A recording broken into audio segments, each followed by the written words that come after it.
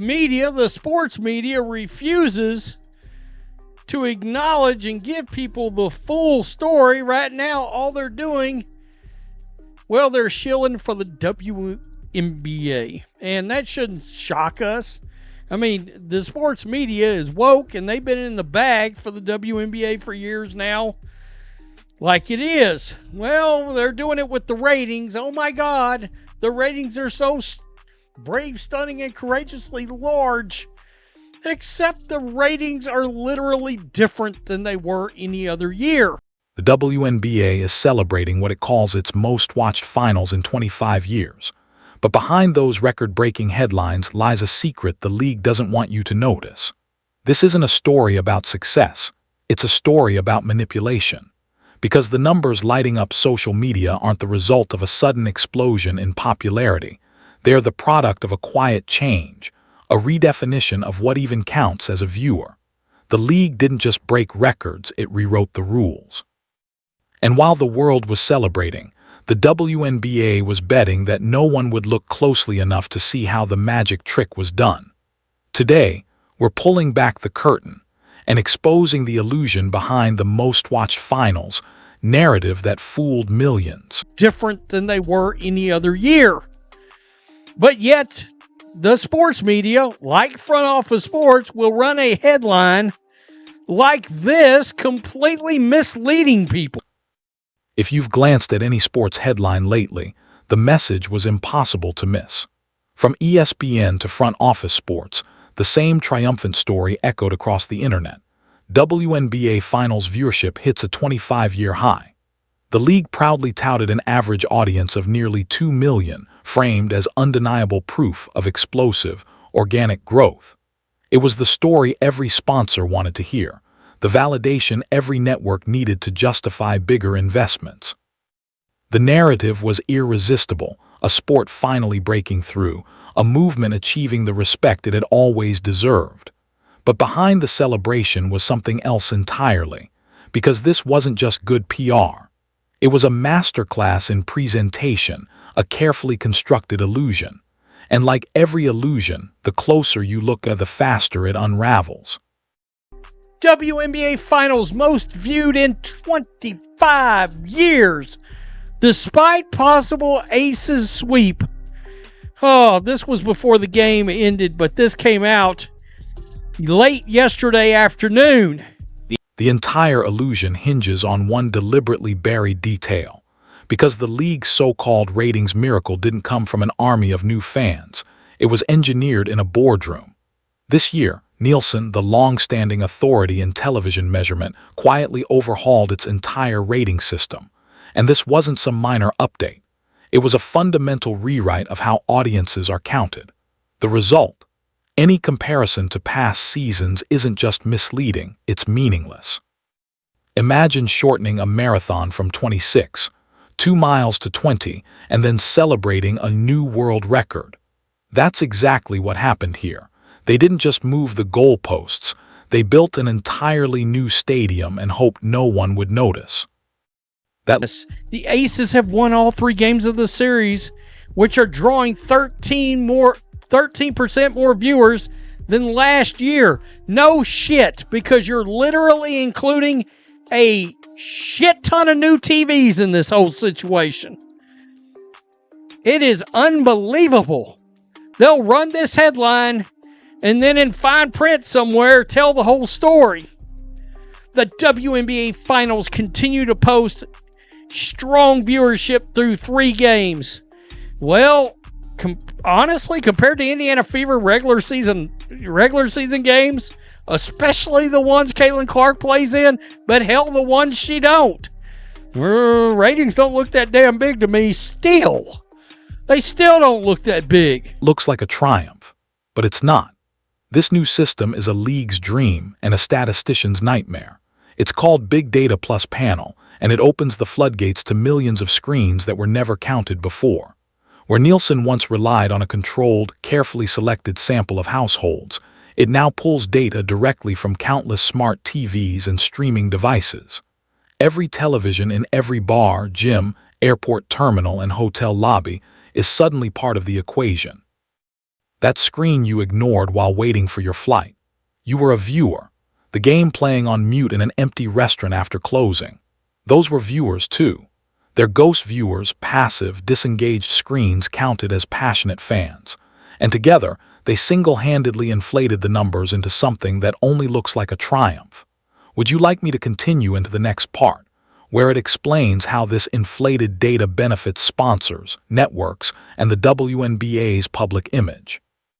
That would naturally follow this segment. Not giving people the full story in these headlines. Yeah, oh my God, that catches attention, and everybody can, ESPN can take a victory lap. All these media outlets saying, look, see, everybody's interested in the WNBA.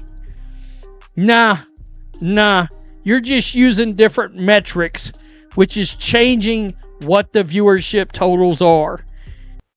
Now we have to address the person at the center of all this. This entire narrative, this illusion of unprecedented growth, was carefully constructed to minimize Caitlin Clark. Because make no mistake, during the regular season, she wasn't just a player. She was a cultural force of nature. Every time she stepped onto the court, it wasn't just a game, it was an event. She drove record-breaking ticket sales, unprecedented merchandise demand, and a media frenzy the league had never witnessed before. Her broadcasts routinely pulled in over 1.5 million viewers, with several games soaring past the 2 million mark. And here's the most crucial fact of all: every single one of those achievements was recorded under the old, far more demanding Nielsen system, the one that didn't count every unattended TV in America. We got the official viewership numbers for Game 1 of the finals, and this is from ESPN. 1.9 million viewers, which is up 62%, with its peak at 2.5 million. And this is the most watched Game 1 of the WNBA finals in 28 years. I was actually pleasantly surprised by this data because I felt like the buzz around the WNBA finals has actually been pretty low this season. I thought the buzz around the Lynx Liberty finals last year had more buzz. Like, I was seeing a lot more people talk about that. Now, I have been seeing a ton of people talk about the game last night because obviously Asia's game winner was just legendary, and we are going to see that clip. We are going to see that photo for many, many of years. But up until last night, I felt like the buzz was really low on the finals. There were so many people who just weren't talking about it. They were talking about baseball, or they were talking about the NBA preseason or whatever, but it really wasn't focused on the finals.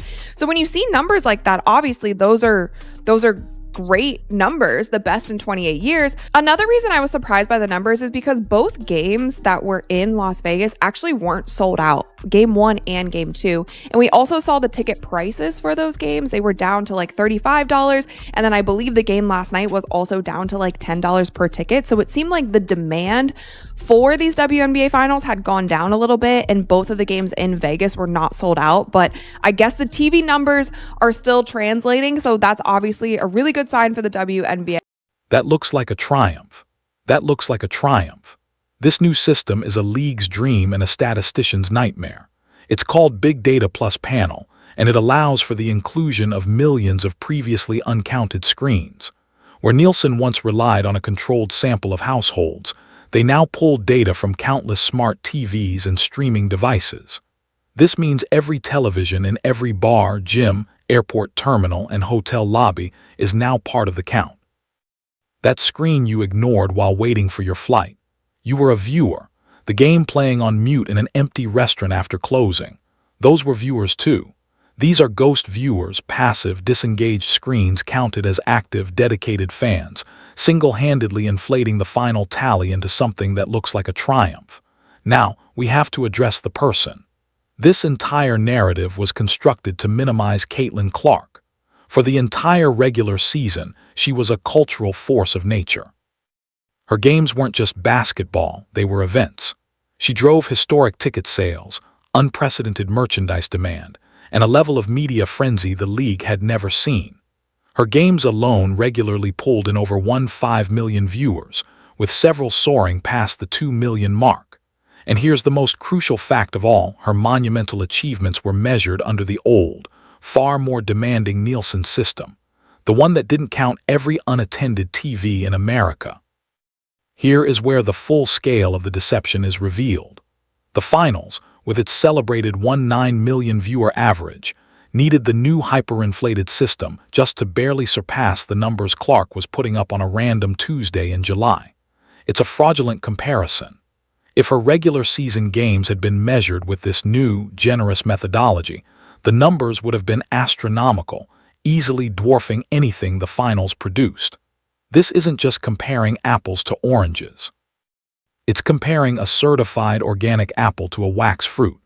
The league needed a statistical booster shot just to make their championship series look competitive against one player's regular season. So why orchestrate such a transparent falsehood? The answer is simple: panic.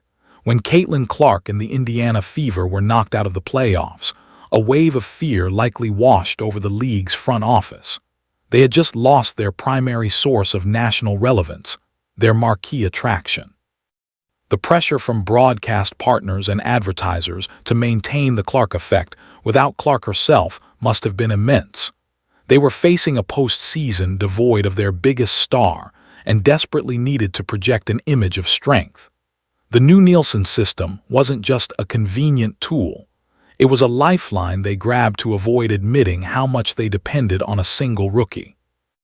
But while the TV numbers were being artificially inflated, the real world told a very different story.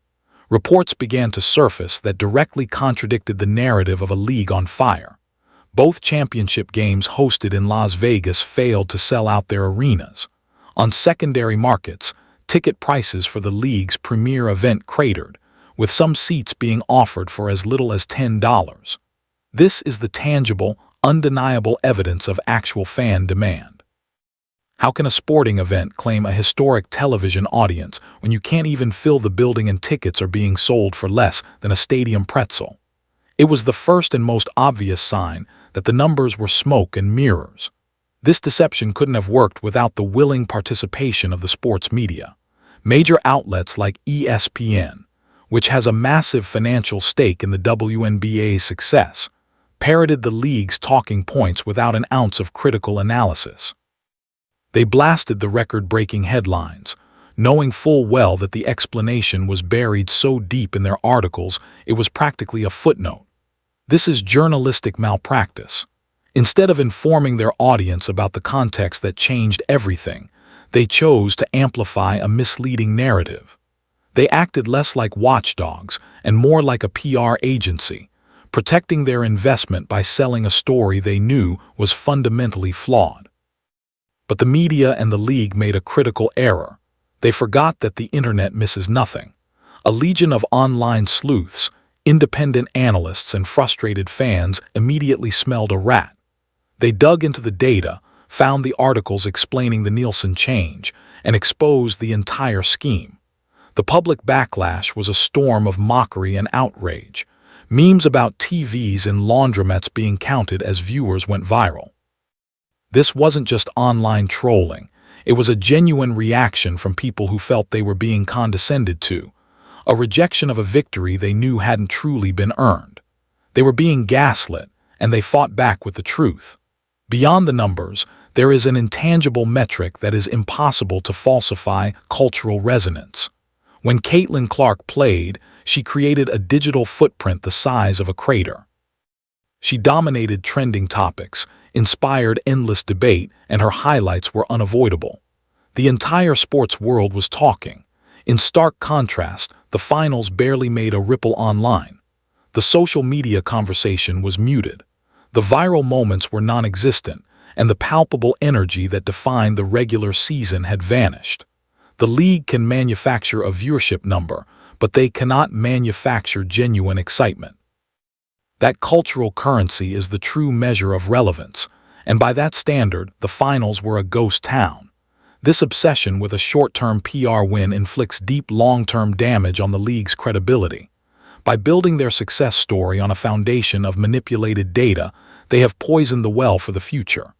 Trust, once broken, is incredibly difficult to reclaim. Now, any future success, even if it's legitimate, will be met with suspicion and doubt. It's the corporate equivalent of a company inflating its quarterly earnings report. It might satisfy shareholders for a moment, but the eventual crash is inevitable and far more destructive. They've created a false benchmark that they may never be able to honestly reach, ensuring they will either have to admit the lie or continue it indefinitely. The supreme irony in all of this is that the league's clumsy attempt to prove its independence from Caitlin Clark has become the ultimate proof of her indispensability. In their frantic effort to write a narrative that said, "We are more than just one player," they accidentally authored the most compelling testament to her power. They had to fundamentally alter reality and change the rules of counting just to make a post-Clark world look remotely successful. It was a self-inflicted wound, a silent and desperate admission that the entire league, even in her absence, still revolves around her gravitational pull. Now, the WNBA is trapped in a corner of its own making. The new system card can only be played once. When next season begins, this will be the established baseline. There will be no more excuses, no more asterisks to point to. Any stagnation in viewership, or worse, a decline, will be a damning indictment, confirming that this year's celebrated growth was nothing more than a statistical anomaly. They are now chained to the very monster they created, forced to try and live up to an inflated standard that was never real to begin with. The pressure is on, and this time, there is nowhere left to hide. So there you have it, a story of fake ratings, a complicit media, and a league scrambling to conceal its most inconvenient truth. It is overwhelmingly dependent on a single player. They can manipulate spreadsheets and craft press releases, but they cannot replicate the authentic, culture-shifting excitement that she generates just by stepping onto a court. This wasn't just a misstep. It was a calculated decision to choose fiction over reality. And the consequences of that choice are only now beginning to unfold. Do not believe for a second that the players on the court are fooled by these headlines. They are the ones who see the empty seats in the upper decks and feel the difference in arena energy. They know when the world is watching, and when it is. While the league office celebrates a manufactured record, the athletes themselves are likely aware that the postseason buzz was a shadow of what they witnessed during the regular season. This creates a silent rift, a front office desperate to sell a story of collective success, and the players who know that the real energy followed one specific individual. They may not say it publicly, but they are not naive. While the public gets fed misleading headlines, advertisers and corporate sponsors operate on a different level. They have access to sophisticated analytics that measure far more than just Nielsen's inflated numbers. They track social media engagement, click-through rates, and brand sentiment. They know the difference between 1 million passive ghost viewers and 1 million actively engaged fans. When they see that a regular season game featuring Clark generated more online conversation than the entire championship series combined, they understand the truth. The league may have won a temporary PR battle, but the people who write the checks are looking at a very different and much more honest set of data. The media's complicity in this charade goes deeper than just protecting a broadcast partner. For years, a certain segment of the sports media has been on an ideological crusade to validate women's sports, particularly the WNBA. They are emotionally and professionally invested in the league's success. The rise of Caitlin Clark presented a dilemma for them. She brought unprecedented attention, but she didn't fit the collective brand-first narrative they preferred. Pushing these inflated finals numbers was their way of taking back control of the story, allowing them to declare victory on their own terms, even if that victory was hollow. It was never about the facts. It was about protecting the cause. Perhaps the most tragic casualty in this entire affair is the championship team itself, the Las Vegas Aces and their superstar leader, A'ja Wilson. The league's desperate attempt to create a post-Clark success story has completely overshadowed their legitimate on-court achievements. Instead of the conversation being about a historic dynasty and a dominant MVP, it's about the legitimacy of the ratings. In their quest to prove they didn't need one star, the WNBA inadvertently minimized the accomplishments of all the others. The champions deserved a week of praise. Instead, they became a footnote in a controversy about statistical manipulation. The league has now handed itself a poison chalice. They drank from the cup of record-breaking success, but now everything that follows will be tainted. Every future ratings report, every announcement of growth, will be met with a healthy dose of public skepticism. They have traded their long-term credibility for a fleeting moment of positive press. This manufactured victory has created an environment of distrust. From now on, the burden of proof is on them to demonstrate that any success is real, a task made nearly impossible by the fact that they were the ones who broke the scale. Throughout this entire controversy, the silence from the top has been deafening. WNBA Commissioner Kathy Engelbert and other league executives have remained conspicuously quiet, allowing the flawed headlines to speak for them. This is not leadership, it is abdication. By refusing to address the context of the new Nielsen system, they implicitly endorse the deception. Their silence suggests one of two things.